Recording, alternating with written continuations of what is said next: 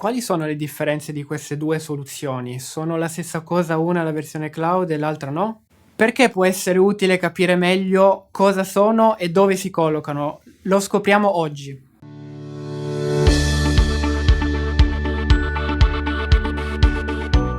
Ciao, sono Mattia e oggi parliamo di due soluzioni SAP che potremmo definire simili ma non uguali. Ma prima di partire ti ricordo, se ancora non lo hai fatto, di registrarti al nostro canale. Iniziamo. Essendo un po' più precisi, come forse sai, SAP GRC significa Governance, Risk and Compliance ed è una suite di prodotti. Ne parliamo parecchio sul nostro blog ed in altri contenuti del canale, quindi su questo aspetto non mi dilungherò molto. Si tratta quindi di una suite di prodotti.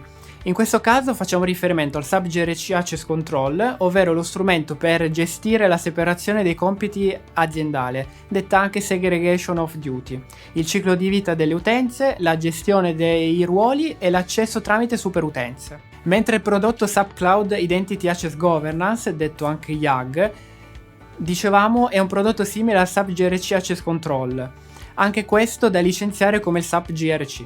Ora proviamo ad iniziare. Il primo, SAP GRC, è un prodotto on-premise, quindi deve essere installato e configurato presso la propria infrastruttura, mentre il secondo è fornito in cloud da SAP. Entrambi possiedono i moduli principali, ovvero la gestione della SOD, la gestione del ciclo di vita delle utenze, la gestione delle superutenze e anche della parte ruoli. Ma sono davvero così uguali?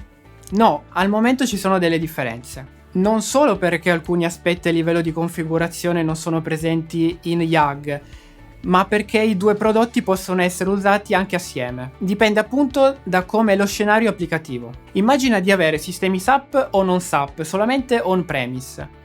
Ecco, in questo caso probabilmente la soluzione più indicata potrebbe essere quella del SAP GRC, mentre nel caso analogo a prima, ma con alcuni sistemi cloud, potrebbe essere necessario affiancare al già presente SAP GRC il sistema IAG per poter gestire i sistemi in cloud.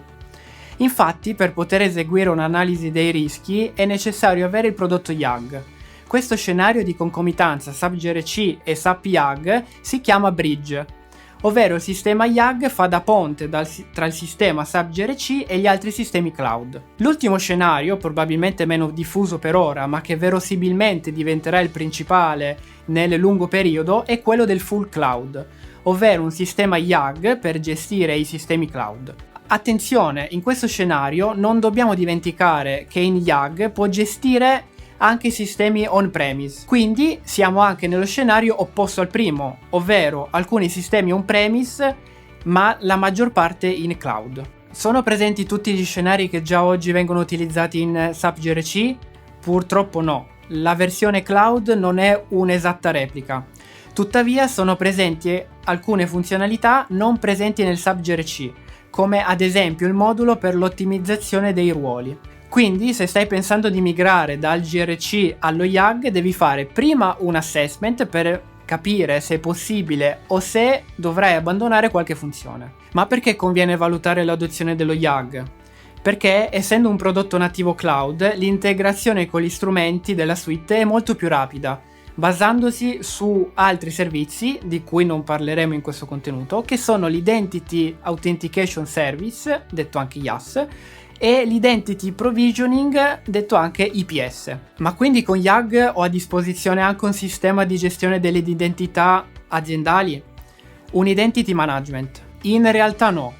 Lo IAG nella visione di SAP non sostituisce i sistemi di Identity Management che restano attivi per i loro scopi. Contattaci se vuoi scoprire cosa abbiamo fatto in altre situazioni di questo tipo o per approfondimenti.